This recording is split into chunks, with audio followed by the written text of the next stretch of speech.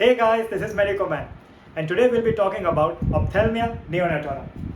बहुत ही interesting topic है एंड चाइल्डहुड प्रेवलेंस इसका बहुत ज़्यादा है, so hence clinically it also becomes important for us. इसका मैनेजमेंट, ट्रीटमेंट और प्रोफाइल एक्सिस तीनों हम लोग इस वीडियो में डिस्कस करेंगे. So let's start with the basics. Ophthalmia neonatorum word से ही हम लोग बता पा रहे हैं कि it has something to do with the neonatal eye, right. कोई भी न्यूबॉर्न चाइल्ड है उसकी आईज में specifically conjunctiva. So it is a disease characterised bye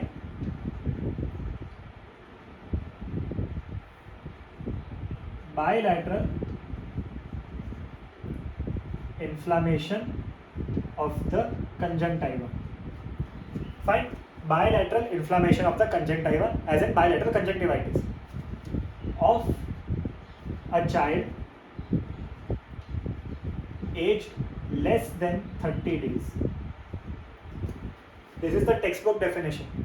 It is a disease characterized by bilateral inflammation of the conjunctiva of a child who is aged less than 30 days. Fine. बहुत सारे वजहों के reasons की वजह से ophthalmia neonatorum हो सकता है. So talking about that, we'll be looking into the pathophysiology.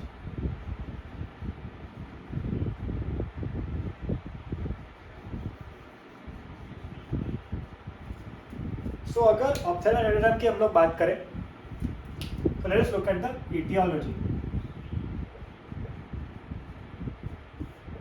ईटियोलॉजिकली हम लोगों ने इसको 3 टाइप्स में डिवाइड कर दिया है. One is pre birth, during birth and the other is post birth.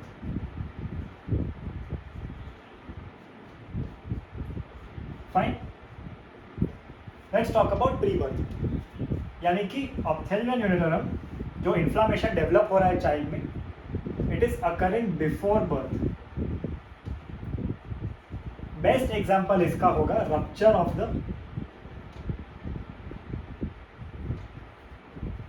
Of the amniotic sac. Foetus जो होता है वो मदर के वूम में एंक्लोज होता है in an amniotic sac surrounded by the amniotic liquid और द एमनियोटिक फ्लूइड. अभी it is very much aseptic. Fine. Sterile conditions produce करता है. अगर उसका रप्चर होता है तो there are chances for secondary infection. तो इसके वजह से ऑप्थेल्मिया नियोनेटोरम हो सकता है. During birth it is the most common etiology. Fine. और ये क्यों होता है? Mostly because of septic surgeries, meaning कि हम लोग एसेप्सिस प्रोड्यूस नहीं कर पाए. There are some form of contamination over the instrument, over the delivery pattern. Fine. Forceps deliveries में ये बहुत कॉमनली देखा जाता है. और फिर आता है पोस्ट बर्थ. बर्थ होने के बाद during umbilical cord care, during contaminated clothing, ophthalmia neonatorum हो सकता है. So this we have talked about the etiological factors and now we will come forward for the causative organisms. causative organisms को भी हम लोगों ने 3 टाइप में divide किया है. कॉजेटिव ऑर्गेनिज्म वैसे तो बोलना सही नहीं होगा, causative agents will be right word, क्योंकि तीनों में से सबसे पहला जो है दे आर केमिकल्स. केमिकल वजह से जो इन्फ्लामेशन प्रोड्यूस होता है that can produce ophthalmia neonatorum. और उसमें best example is povidone solution which was initially given as an antiseptic. इसके अलावा पुराने ज़माने में AgNO3 यानी सिल्वर नाइट्रेट भी हम लोग देते थे and that can also produce ophthalmia neonatorum. Second are the bacteria. अच्छा, बैक्टीरियाज में मोस्ट इंपॉर्टेंट इज गोनोकोकाई.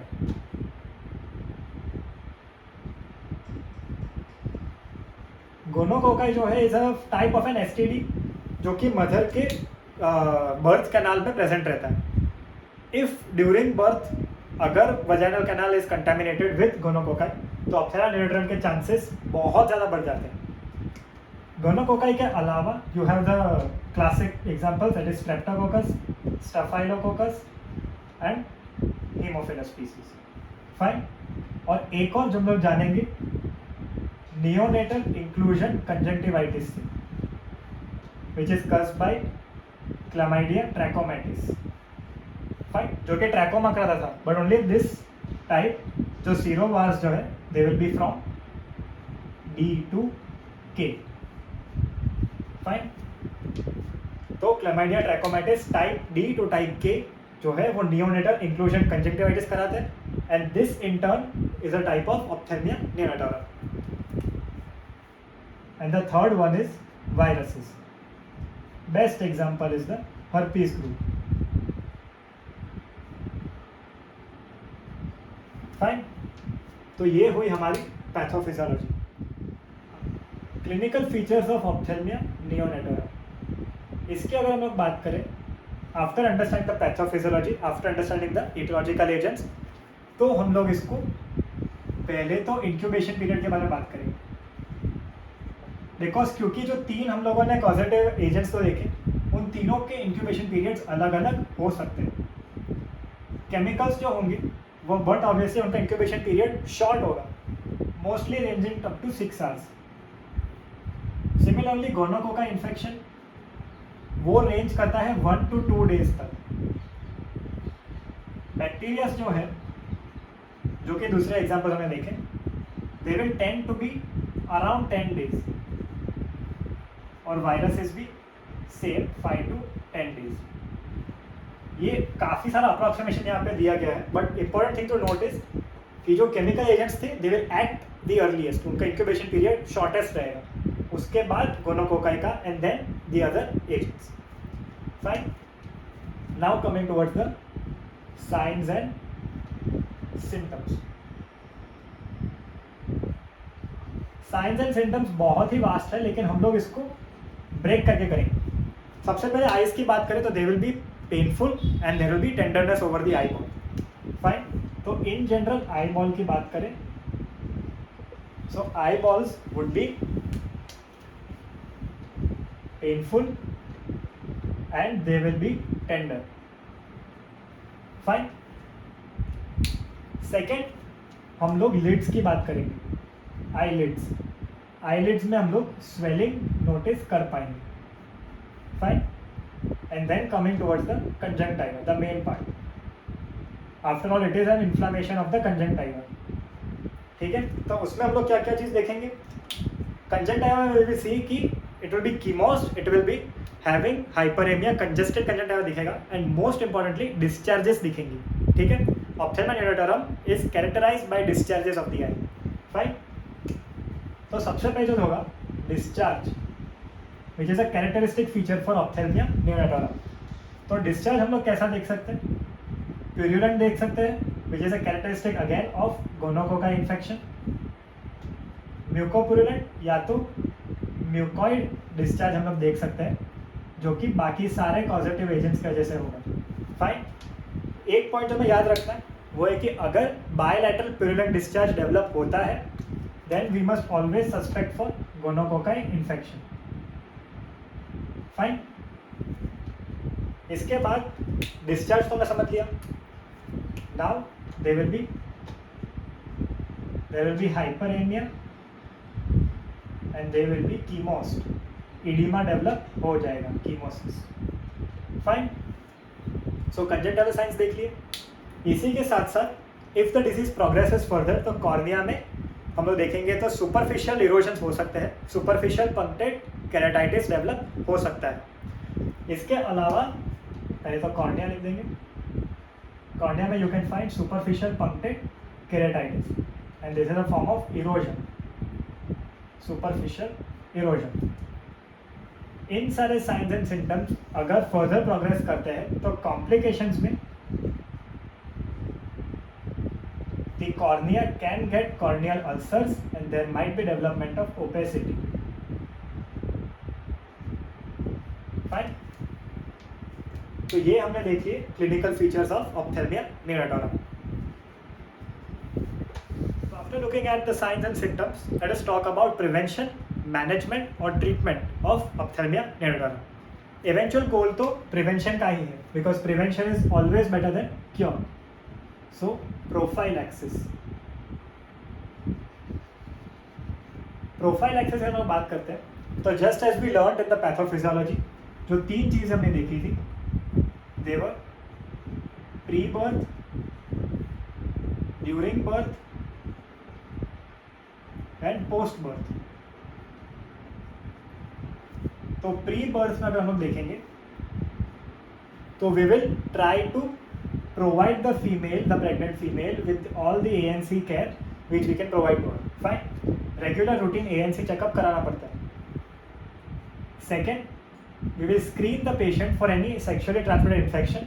अगर डिटेक्ट होता है तो we will try to manage it. Fine. अगर डिटेक्ट होता है तो then we will start with prophylactic antibiotics.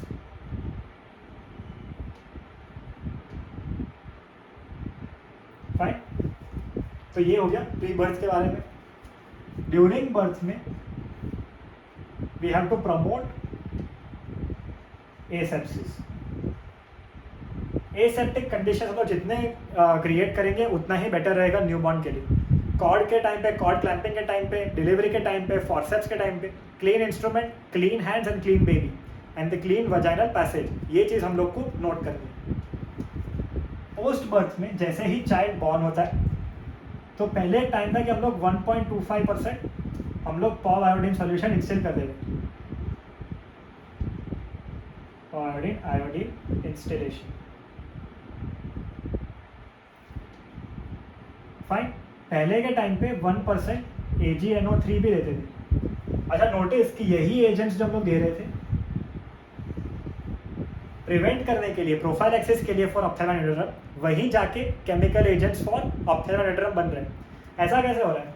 There can be certain adverse reactions to these chemicals as well.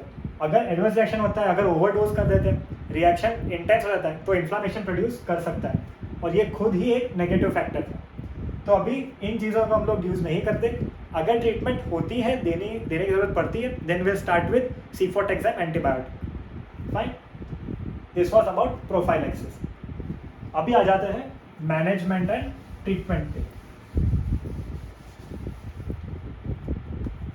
So management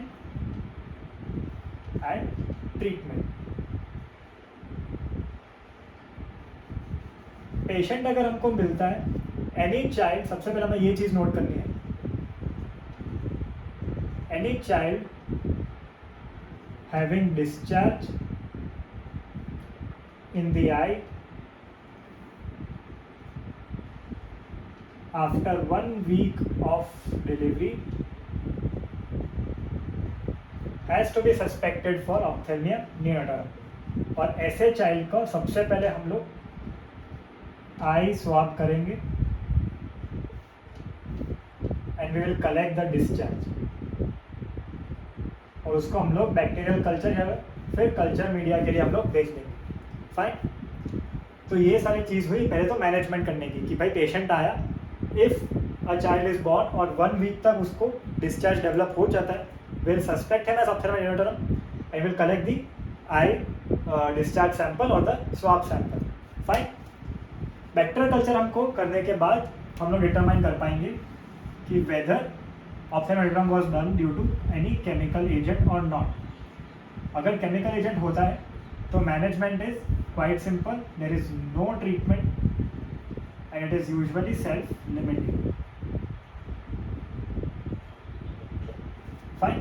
तो chemical agent का तो वेरी सिंपल. अगर पावरडिन से हुआ है, AgNO3 से हुआ है, तो just leave the child, water install करो and maintain hygiene. There is no specific treatment required and it is self limiting. Fine. अभी अगर केमिकल एजेंट ना हुआ and it is due to some bacteria. Fine. तो bacteria में हम लोग सबसे पहले देखेंगे gonococci. Ignore the spelling here. तो गोनोकोकाई हम लोग देखेंगे तो best treatment that you can provide is penicillin. If one of guys susceptible to penicillin, हम लोग 50,000 यूनिट्स बेंजाइल पेनिसिलिन के प्रोवाइड कर सकते हैं इंट्रामस्कुलर. फाइन. और ये पर वीक का है. तो एक ये हो गया. इसके अलावा you can go for cefotaxime 100 milligram per KG. You can go for ceftriaxone और you can go for ciprofloxacin. तो ये 4 ड्रग्स हम लोग को याद रखने हैं. इन सब के अलावा provide IV infusion and supportive care. ठीक है, ये सारी चीज़ें गोनोकोकाई में हम लोग को याद रखनी है. Now coming towards the other bacterias. अगर दूसरे bacteria streptococcus, staphylococcus, even chlamydia अगर वो डिटेक्ट होते हैं तो then broad spectrum antibiotics are a go. Tobramycin is the best example. Tobramycin के आई ड्रॉप्स ही आते हैं 1% के. We can instil those. Fine. And lastly बात करेंगे वायरसेस में. वायरसेस में most common is the herpes simplex group और उसकी specific treatment that is acyclovir. Fine. However eventually herpes simplex जो है it is also self limiting. अच्छा, एक और बात, ये हर्पीज सिम्प्लेक्स के ट्रीटमेंट में नहीं लेकिन डायग्नोस्टिक क्राइटेरिया में हेल्प करेगा कि कभी कभी लिड्स में और कंजंक्टिवा में we can see follicular and vesicular growth. Right. Exothermic infections थे ये सारे, इरप्शंस प्रोड्यूस करा देते. तो you can see follicular and vesicular growths over the lids and the conjunctiva only for herpes simplex. तो this was all about ophthalmia neonatorum. अगर ये video आप लोगों को अच्छा लगा है तो इसको लाइक कर देना और चैनल को सब्सक्राइब कर दो. सी यू गाइस नेक्स्ट टाइम.